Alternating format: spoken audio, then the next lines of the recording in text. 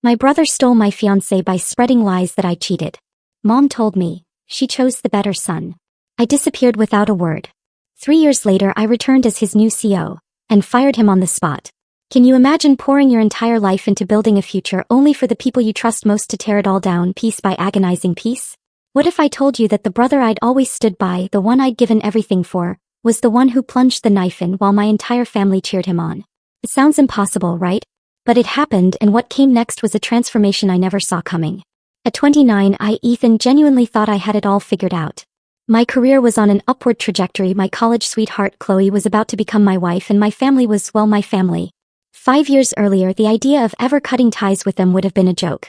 I was the quintessential family man. The one who never missed a dinner, a birthday, or a last-minute Sunday barbecue. If my dad's old pickup needed fixing, I was there. When my older brother Blake moved into his first place, I hauled boxes. I even co-signed his car loan when his credit was in shambles. Family was my bedrock. Until it crumbled.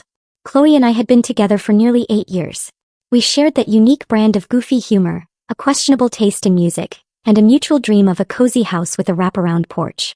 Our wedding date was set, the venue booked, invitations sent. I was busting my ass at a logistics firm, hoarding every spare penny for our dream honeymoon. My future felt so incredibly solid. But it turns out the threat wasn't lurking where I expected. It was Blake. Blake had always been our parents' golden boy. If he managed AC in school, Mom would be on the phone with the teacher demanding extra credit. If I brought home an A-, Dad would simply ask, why not an A? It started subtly, the bigger piece of dessert, the slightly fancier Christmas gifts. But as we matured, the favoritism became glaringly obvious. Blake was infallible. When he dropped out of college, my parents called it finding himself. When I graduated with honors, their response was, good. Now you can help your brother get back on his feet. Blake possessed an undeniable charisma, a charm that made people overlook his flaws with alarming ease. I wouldn't understand until much later that he'd been wielding that charm like a weapon against me my entire life. The first real tremor hit a few months before the wedding. Chloe started acting distant. Not overtly dramatic, just little shifts. She wasn't laughing as freely at our inside jokes, her texts took longer to arrive, and she often claimed she was too tired to come over. I chalked it up to wedding jitters, assuming it was just part of the process. Then one evening my mom called. Her voice carried that sharp, urgent tone she reserved for crises. I needed to come over immediately. When I arrived, Blake was already at the kitchen table, arms crossed, wearing an unsettlingly smug expression. Chloe wasn't there. My stomach dropped.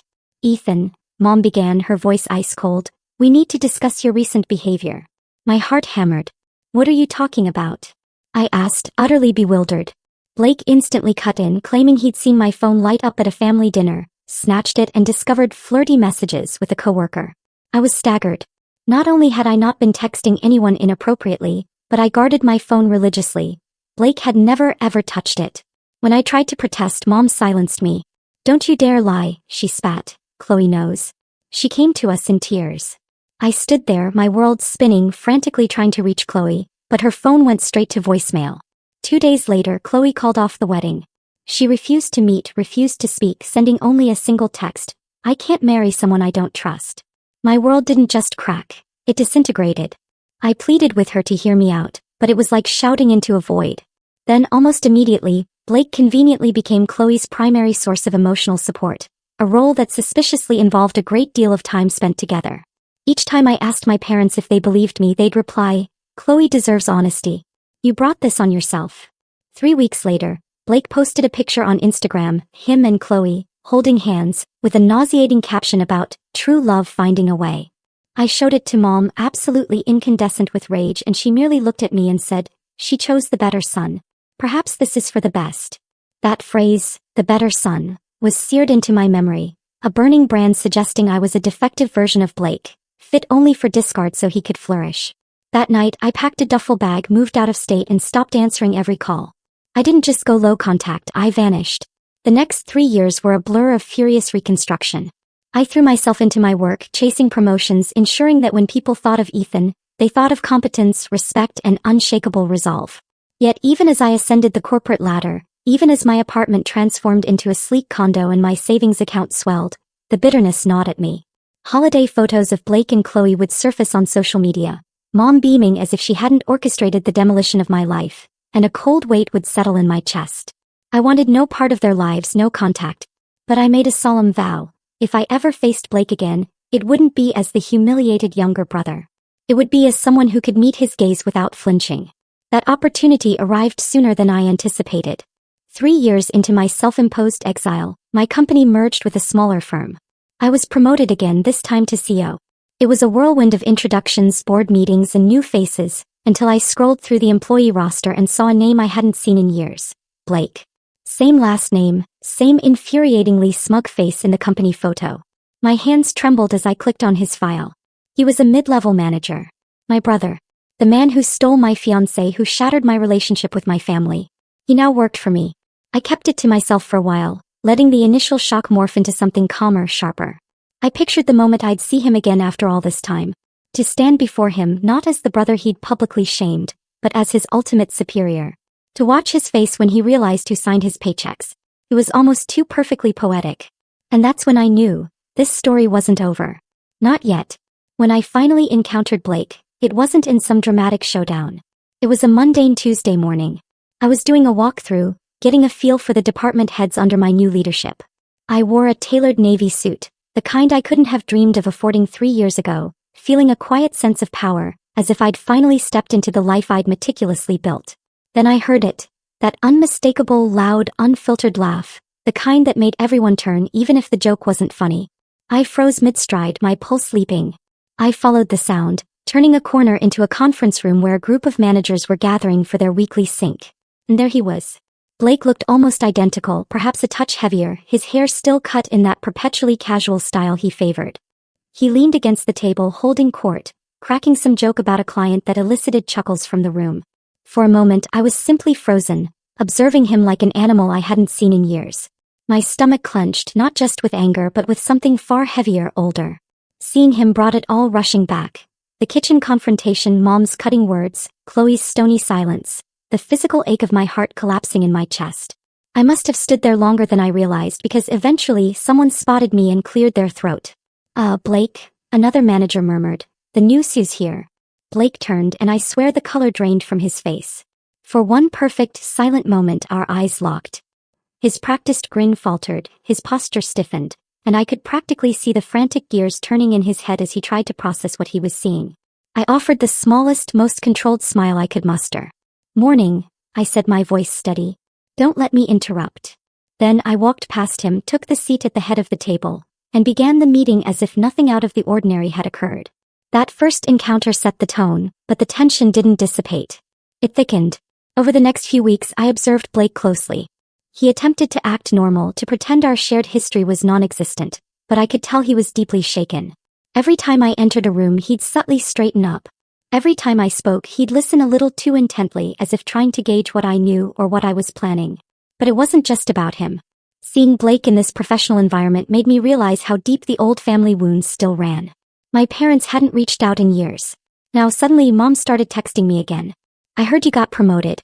Congratulations, sweetheart," one message read. "We should all get dinner soon.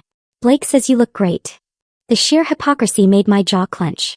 Where was this warmth when I was begging them to believe me? I ignored the first few texts, but they persisted, each one more insistent. "Chloe is pregnant." Another read, as if this news was supposed to make me drop everything and rush back into the family fold. "You're going to be an uncle."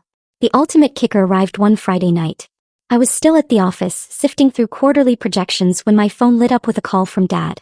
I let it go to voicemail. Curiosity, however, quickly got the better of me. "Ethan," Dad's gruff voice filled the speaker. "I don't know what your problem is with your brother, but enough is enough. He's family. It's time to forgive and move on.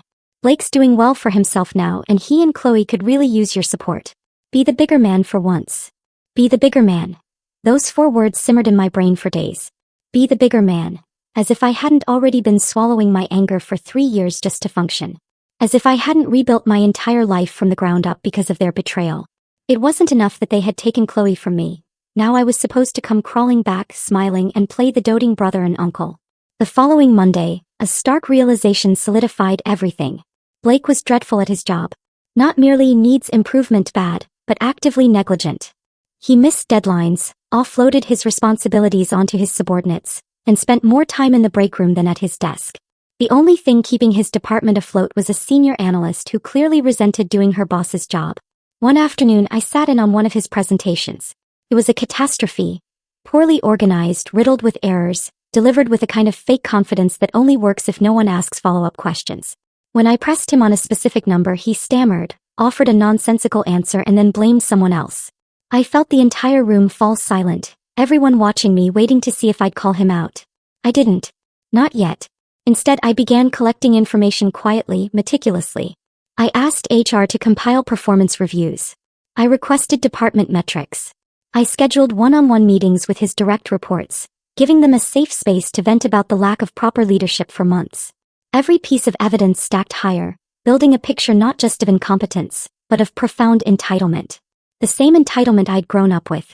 Blake had coasted his entire life on charm and our parents' relentless protection. And now he was coasting here too.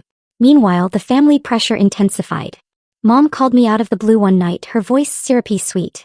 "We're having a little get-together this weekend," she cooed. "Why don't you come? Blake and Chloe will be there, and it would mean the world if we could all be together again. Your father and I think it's time to let bygones be bygones." I almost laughed. Bygones? As if they hadn't publicly humiliated me, chosen my brother over me, and effectively cut me out of their lives until I became someone worth bragging about again. "I'm busy," I said flatly. "You're always busy." Mom snapped, the sweetness instantly gone. "You can't stay angry forever. Life's too short." I hung up without a goodbye. That night, I sat in my apartment staring at the city lights, the old anger mixing with something new, a sense of profound purpose. I realized what I was feeling wasn't just resentment. It was clarity. I held the power now. I didn't have to beg anyone to see my side. I didn't have to prove my worth to my parents or to Blake or to anyone else. But that didn't mean I was going to simply let it go. The next morning, I requested a full audit of Blake's department. As the results began to roll in, the story they told was precisely what I expected and worse. Missing documentation, mismanaged budgets, unhappy clients due to poor communication, even rumors of him taking credit for other people's work. I maintained a neutral expression when I passed him in the hallway, but inside, something cold and steady was forming. I wasn't going to explode. I wasn't going to give him the satisfaction of seeing me lose control. If Blake believed he could just coast through this job the way he'd coasted through life, he was about to discover just how mistaken he was. And as fate would have it, the perfect opportunity to confront him, and everything he'd done to me, was about to present itself in a way that even I couldn't have scripted better. The day everything came to a head started so ordinarily it was almost offensive. A typical Thursday morning. A pile of emails, 2 back-to-back strategy calls. Nothing out of the ordinary. I was halfway through reviewing a vendor contract when my assistant cautiously poked her head in. "Ethan," she said carefully, "you might want to see this." She handed me a printed email chain. My name was highlighted multiple times and the subject line made my stomach clench. Leadership concerns, FuII's direction. I read the email slowly, line by line, the words digging deeper with every sentence. It was an internal message thread between a few department managers, but the opening message was from Blake. Look, I don't think Ethan is the right fit for this role. He's young, inexperienced, and making decisions that could tank this company if we're not careful. I've heard from multiple people that morale is dropping since he took over. I'm considering taking this to the board if he doesn't start listening to reason. He had CC'd several other managers, people I had just begun building trust with. The replies ranged from hesitant agreement to outright complaints, and every single one was now in my hand. My initial reaction wasn't anger. It was disbelief. After everything, stealing my fiancée, destroying my relationship with my family, Blake was trying to undermine me at my own company. I could almost feel the walls closing in, a faint hum of panic at the back of my skull. If I hadn't been careful, if I hadn't taken the time to build relationships here, this kind of rumor could have been enough to shake confidence in my leadership. I set the papers down, took a slow, deep breath, and reminded myself, I had leverage now. Unlike 3 years ago, I wasn't the powerless younger brother accused of something I didn't do. I could choose my response. But then things escalated. Later that afternoon, I overheard 2 junior analysts talking in the hallway. "Did you hear?" one whispered. "Blake said the CO only got the job because of nepotism. Apparently, he tanked his last department, but the board owed him a favor." I froze. Nepotism. The word stung more than I expected. It was a direct attack not just on my competence but on my reputation, and worse, it was exactly the kind of thing that could stick if left unchecked. A hot rush of anger tightened my chest. That night, sleep was impossible. I sat in my apartment replaying the day's events, each memory sharper than the last. Blake's smug expression during that first meeting. Mom's voice telling me to be the bigger man. Dad's voicemail practically ordering me to forgive. And now this, a direct attempt to sabotage me professionally. I thought about picking up the phone and calling him right then, demanding an explanation. But then I remembered how it had gone last time I tried to defend myself. The kitchen table, the accusations, the way everyone had already decided I was guilty before I even opened my mouth. No. I wasn't going to give him the chance to talk his way out of this. The next morning, I called HR and requested a formal review of all internal communications involving Blake. They hesitated initially. It was a bold move, but I had more than enough cause to push it through. When the report came back a few days later, it was worse than I'd imagined. Not only had Blake been spreading rumors about me, but he'd been actively encouraging other employees to question my decisions, even suggesting they bypass my directives and run approvals through him instead. In one particularly infuriating message he wrote, "Trust me, Ethan won't last long. Just keep your heads down, do what I tell you, and we'll have a real leader in place soon." It was a full-blown coup attempt. My own brother was trying to orchestrate a mutiny. As if that weren't enough, the same week I received the HR report, my phone buzzed with a message from Mom. *, we heard you're being difficult with Blake at work. He told us you're threatening his job. You've already taken so much from him, Ethan. Don't do this to your brother. *, I just sat there staring at the screen, my hands shaking. Taken so much from him, he was the one who lied. He was the one who took Chloe. And now, somehow I was the villain again. That message broke something in me. It wasn't just about Blake anymore. It was about the entire insidious pattern. The years of being second best, the years of being told to simply let it go while my brother skated by without consequences. For the first time in my life, I didn't feel the urge to defend myself. I didn't feel the urge to explain or beg them to see reason. Instead, a calm, razor-sharp clarity settled over me. Blake had made this personal. He wanted a war, and this time I wasn't the one unarmed. The next step was to gather allies. I began meeting with the managers he'd CC'd on that email, one by one. I didn't accuse him directly, but I asked pointed questions about their concerns. More than a few admitted that Blake had pressured them into agreeing with him, or that they'd only gone along because they didn't want to deal with the fallout. One even confided that Blake had been hinting about taking my job himself, suggesting the board would be more comfortable with someone who had been with the company longer. That was the moment I decided this wasn't just going to be a warning or a write-up. This was going to end with Blake out of the company entirely.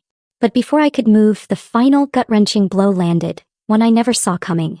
One morning, I walked into my office to find a package on my desk. No return address. Inside was a framed photo.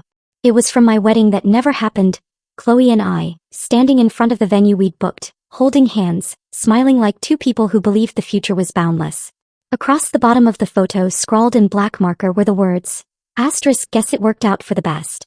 B and C, *, my breath hitched in my throat. My vision blurred for a second. He hadn't just sabotaged my job.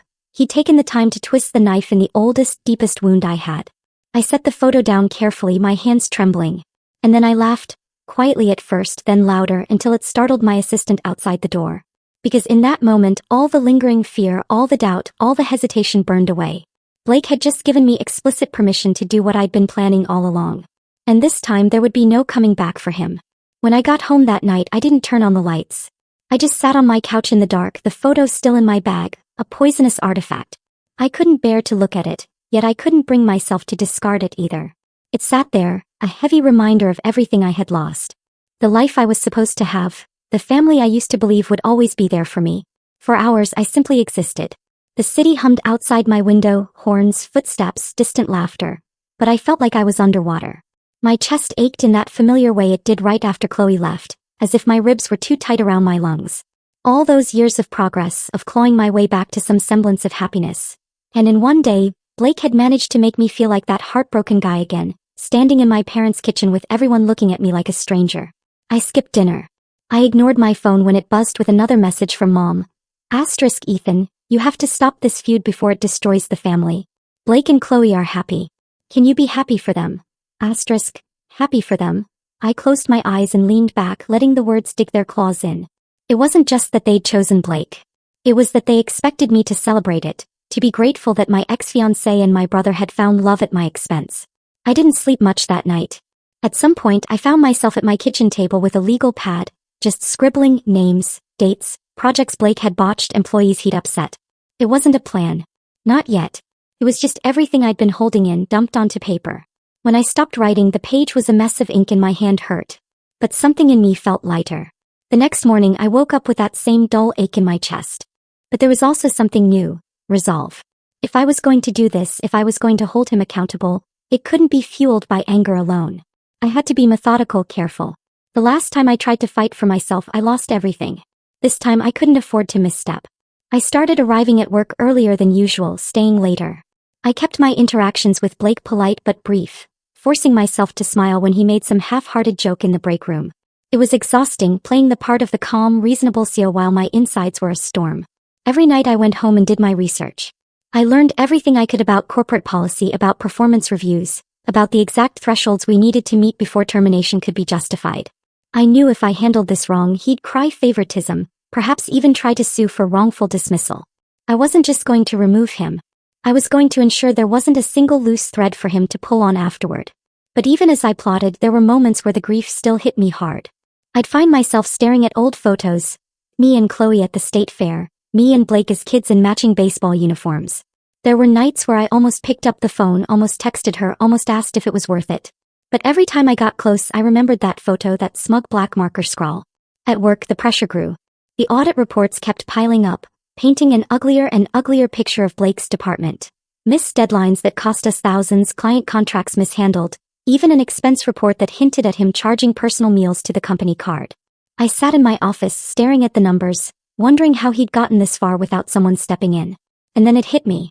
He'd gotten this far because no one ever stepped in. Our whole lives, Blake had been rescued by mom, by dad, by teachers, by bosses. People liked him, forgave him, gave him second and third chances. Maybe I had been doing the same thing even now by hesitating. That night, I stayed at the office long after everyone had left. The building was quiet except for the hum of the HVAC. I sat at my desk, pulled out the photo again and set it upright in front of me. I stared at it until my chest stopped hurting. "This ends with you out of my life," I said quietly, my voice steady for the first time in days. It wasn't rage anymore. It wasn't heartbreak. It was a promise. The next morning, I met with HR again. This time, I didn't just ask for reports. I asked for timelines, for documentation, for everything we would need if things escalated. I asked legal to flag any compliance risks tied to his projects. I started drafting a performance improvement plan so stringent he wouldn't be able to slip through a single loophole. At home, I made changes too. I blocked mom's number, then dad's. I logged out of social media entirely, deleted the apps from my phone. If they wanted to keep siding with Blake, they could do it without dragging me back into their drama. Walking away from them hurt more than I expected. There were moments, in the elevator, in the middle of brushing my teeth, where I felt like a little kid again, like I'd done something wrong and just wanted mom to tell me it was okay. But I held firm. The part of me that used to chase their approval was gone. A few weeks later, I attended a quarterly board meeting. It was a big one. Financials, projections, major strategy decisions. I knew Blake would be there to present his department's numbers. And part of me braced for the possibility that he'd try to throw me under the bus again. But when he stood up to give his presentation, something unexpected happened. He stumbled not just a little but badly. His slides were a mess. His numbers didn't add up. And halfway through, one of the board members interrupted to ask a clarifying question that Blake couldn't answer. I watched him flounder, sweat gathering at his temples, his confidence cracking in real time. I should have felt triumphant. Instead, I just felt a quiet calm because in that moment I saw him clearly. Not the older brother who had always been one step ahead of me. Not the man who stole my fiancée. Not the villain I'd built up in my head. Just Blake, flawed, overconfident. And for the first time I realized he was afraid. And that was when I knew my plan was going to work. Rock bottom wasn't the night I sat in the dark with that photo. It was the moment I realized how far he'd fallen without even knowing it and how far I was about to make him fall next. The turning point came the week after that disastrous board meeting. Something shifted not just in how I saw Blake but in how the board and the other executives saw me. I noticed it in little things at first. The way the CFO lingered after meeting to ask for my opinion on a restructuring plan. The way a few department heads suddenly seemed much more eager to align with my directives. It was as if watching Blake flounder had reminded them that I wasn't just the new CEO. I was the one holding the company together. I leaned into it. I started setting a clearer vision for the company. Not just numbers on a slide deck but something people could rally behind. I scheduled lunches with key clients, restructured a few underperforming teams and made a point of being visible. Every morning I walked the floors, greeting people by name, asking how projects were progressing. It wasn't just PR, it was deliberate. I wanted every single person in this company to know that I wasn't some untouchable figure in a corner office. I was invested in them. Slowly I could feel the tide turning. Morale improved. Deadlines were met more consistently. Even the atmosphere in the building felt different. Less tense, more focused. And with every small win my confidence grew. Meanwhile I kept collecting everything I could on Blake. Each missed deadline, each budget overage, each complaint from his direct reports. I filed it all away, building a case so solid no one could accuse me of acting out of spite. The senior analyst who had been carrying his department finally came to me one afternoon, exhausted. "Ethan," she said, "I can't keep doing his job and mine. I've tried talking to him but he just shrugs it off." I thanked her, asked her to document everything and assured her I was handling it. The relief on her face was almost painful, like she'd been waiting for someone to notice. The funny thing was, the more I focused on fixing the company, the less Blake seemed to notice that the ground was shifting beneath him. He kept coasting, kept showing up late to meetings, kept making sloppy mistakes. It was almost surreal, like he thought nothing could touch him even though I was now the one in charge. Outside of work my life was leveling up too. The long hours I'd been putting in started paying off financially. I moved out of my modest condo and into a sleek apartment with floor-to-ceiling windows overlooking the city. I bought a car I'd always wanted but never thought I could afford. I even started seeing someone. Nothing serious yet, just dinners and conversation. But it felt good to feel like myself again, like I wasn't defined by what had happened 3 years ago. I'd catch myself smiling sometimes on the drive home, thinking about how far I'd come. I wasn't the broken guy on the kitchen floor anymore. I wasn't the brother everyone dismissed. I had rebuilt my life piece by piece, and for the first time in a long time I liked where it was going. But I never lost sight of the bigger picture. One afternoon I scheduled a meeting with HR and legal to review everything we had on Blake so far. We went through the documentation line by line, and by the end of the meeting there was no question. If I wanted to terminate him I had more than enough grounds. So I didn't move right away. Timing mattered. If I was going to do this, it had to be at the right moment in the right way, so there would be no doubt in anyone's mind that this wasn't personal. This was professional. And then, as if the universe wanted to give me a push, I got an email from the board chair. "Ethan, we've been impressed with your leadership these past few months. We'd like you to present your long-term strategy at the next shareholder meeting." The shareholder meeting was the single biggest event of the year. Investors, analysts, major clients, everyone who mattered would be there. If there was ever a moment to make a statement, this was it. I spent the next few weeks preparing like my life depended on it. Late nights, early mornings, running numbers until they were flawless. Rehearsing my presentation until I could do it in my sleep. I wasn't just presenting a strategy, I was presenting myself. The leader I had become, the one no one could accuse of being there because of luck or favoritism. The night before the meeting, I stayed in the office long after everyone else had gone home. The building was quiet, the city glowing outside the windows. I sat there with the lights dimmed, staring at the skyline, thinking about everything that had led me here. 3 years ago I had been humiliated, abandoned, and broken. Now I was at the helm of a company, respected, feared even, and about to stand in front of an audience that included my brother, the same brother who had told people I wouldn't last. I pictured his face when I walked onto that stage. I pictured the moment he would realize that there was no saving him this time. No mom or dad to bail him out. No Chloe to smooth things over. For the first time the idea didn't just feel satisfying. It felt inevitable. The next morning I put on my best suit, charcoal gray, perfectly tailored, and stood in front of the mirror for a long time. I didn't see the Ethan who had been left behind, who had packed a bag and run away 3 years ago. I saw someone who had built himself back from nothing. Someone who was ready. The shareholder meeting was held in the largest conference hall in the building. The place buzzed with energy. Investors chatting, executives checking notes, assistants running around with clipboards. I walked to the front of the room and took my place behind the podium, my heart steady, my mind clear. Blake sat 2 rows back.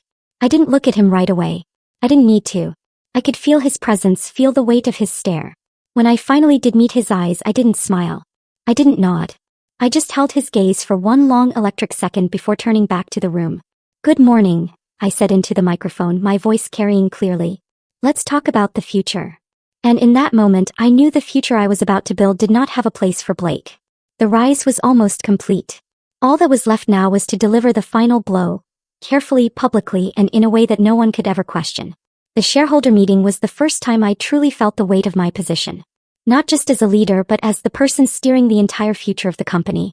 I stood there with the presentation clicker in my hand, laser-focused, my voice steady as I laid out our growth projections, our restructuring plans, and the initiatives I'd been quietly putting into motion since taking over. The room remained silent, save for the occasional scribble of pens and the soft murmur of agreement from the board chair. When I finished, the applause was louder than I expected. It wasn't just polite, it was enthusiastic.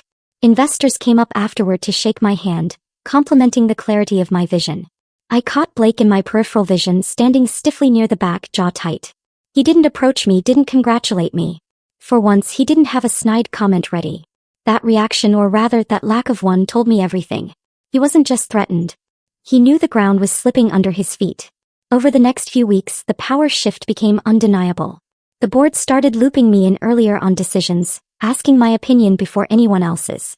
I was invited to a private strategy retreat with the top 5 executives, an event Blake was notably not invited to. It wasn't even me pulling strings. It was simply the natural result of his dwindling reputation and my rising one. But the most important piece of the puzzle fell into my lap one Tuesday afternoon, completely by accident. I was reviewing expense reports, part of the new oversight I'd implemented, when something jumped out. A series of transactions filed under Blake's department that had no clear business purpose. Catered dinners at upscale restaurants, electronics purchases that didn't match any approved projects, even a hotel stay in another city that wasn't connected to any client trip. At first, I thought it might just be sloppy record-keeping. But when I had finance pull the receipts, the pattern became obvious. Blake was using the company credit card for personal expenses, thousands of dollars worth over the past year. Some of the charges even overlapped with his honeymoon dates. I sat back in my chair, heart pounding, letting the weight of what I'd just uncovered settle in. This wasn't just incompetence anymore. This was grounds for termination with cause, and potentially even legal action if the company wanted to push it. I forwarded the file to legal with a short note. Please review for compliance implications. The response came back within an hour. This is a serious breach of company policy. If substantiated, it justifies immediate termination and repayment of funds. Recommend proceeding carefully to ensure airtight documentation. This was the leverage I hadn't even realized I'd been waiting for. But I didn't move right away. Not yet. Instead, I tightened the net. I had HR do a full audit of his department's card usage, cross-referencing every expense with client projects. I asked compliance to sit in on his next budget review unannounced. I even quietly reassigned a few of his more competent team members to other managers, leaving him with a skeleton crew. And then, because timing was everything, I scheduled a mid-year performance review for him, in person with HR present. When the day came, Blake walked into my office looking irritated, as if he had better things to do. He sat down across from me, slouched back in the chair, and gave me a smirk that felt almost nostalgic. The same smirk he used to give me when we were kids and he'd just gotten away with something. I slid the first page of the report across the desk. Blake, I said evenly, we need to talk about your department's performance. He glanced at the page, then shrugged. Look, I know we've had a few delays, but this isn't about delays, I interrupted, my tone calm, controlled. This is about misuse of company funds. For a split second I saw the mask crack. His eyes flicked down to the report, then back up to me, calculating. You really going to do this? He said, his voice low. Over a few dinners? This isn't about dinners, I said, sliding the rest of the documentation across the table. Every charge, every receipt, every date. This is about a pattern of behavior that puts the company at risk. He leaned back in his chair, crossing his arms. You've been waiting for this, haven't you? Waiting to stick it to me. This is about Chloe. Admit it. I didn't flinch. This is about your job performance, I said, and whether you're capable of meeting the standards we expect from a department head. HR sat silently to my right, taking notes. Blake's smirk faltered, replaced by something closer to panic. You can't fire me. The board won't let you. They know what you're doing. The board has already seen this report, I said quietly. They authorized me to take whatever action I deem necessary. For the first time in years, Blake had no comeback. He just sat there, jaw tight, staring at me like he didn't recognize me. When the meeting ended, I didn't fire him. Not yet. I handed him a performance improvement plan instead, one that outlined every expectation in excruciating detail and set deadlines so aggressive that even the most dedicated employee would struggle to meet them. This is your chance to turn it around, I said. He grabbed the folder and stormed out without another word. After he left, HR turned to me and said quietly, that was restraint. I just nodded. We're not done yet. Because the truth was, this wasn't about giving him a chance. This was about watching him sweat.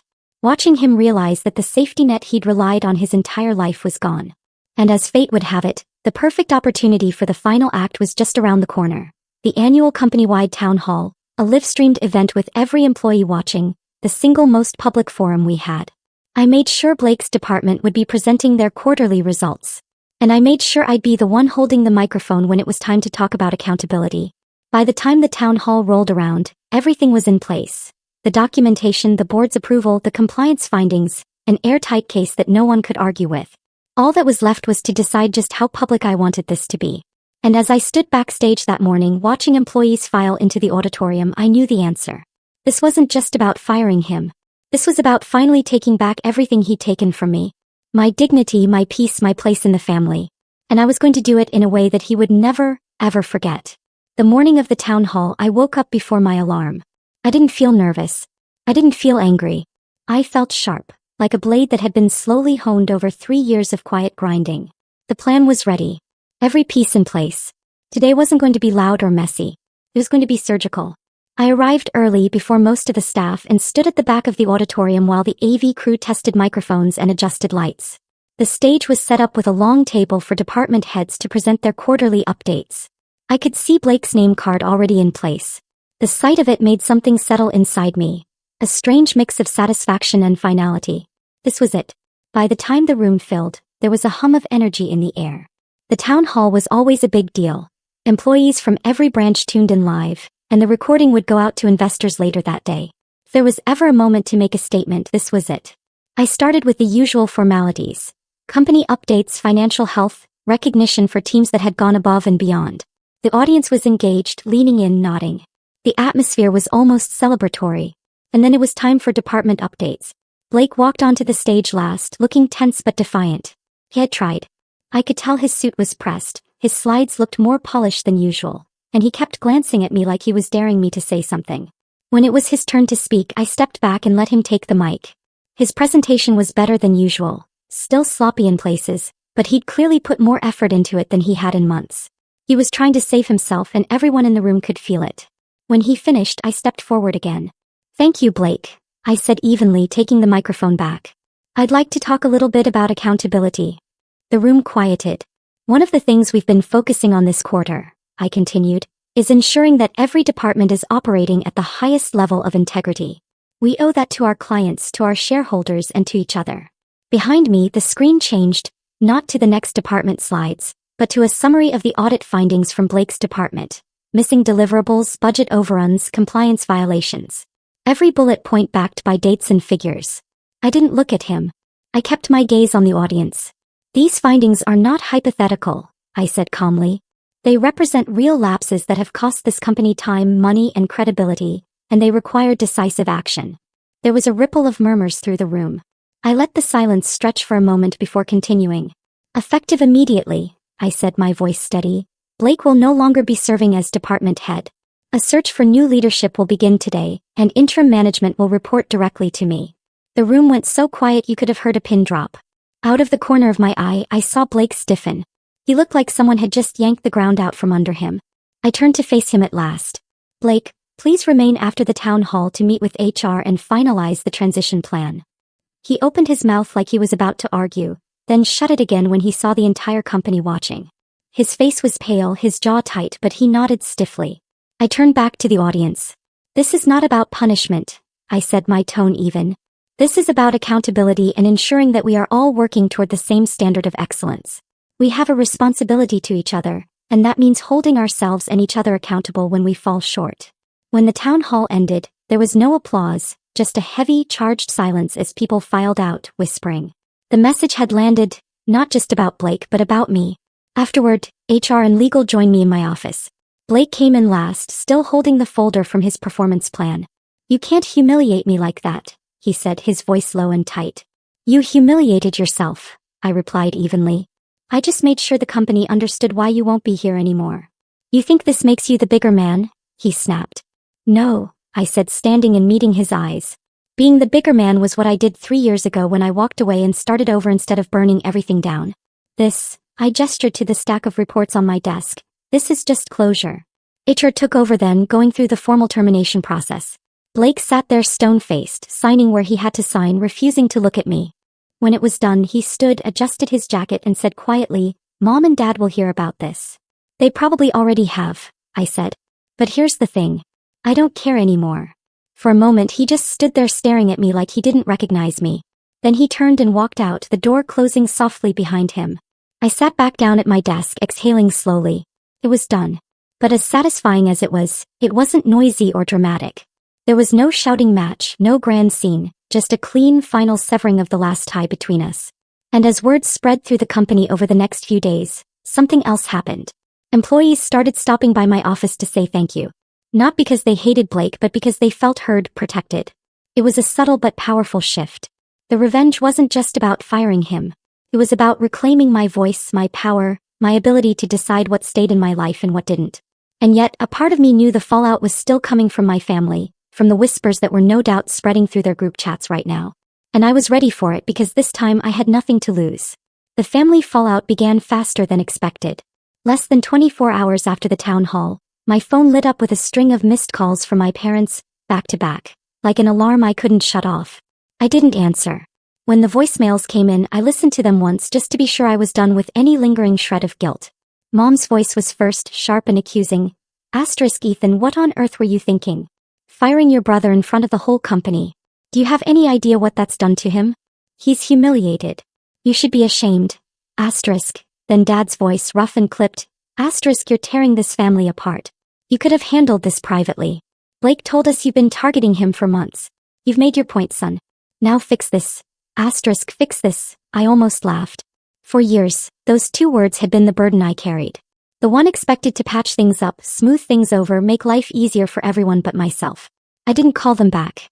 Instead, I focused on work. The company needed stability, and that's what I gave them.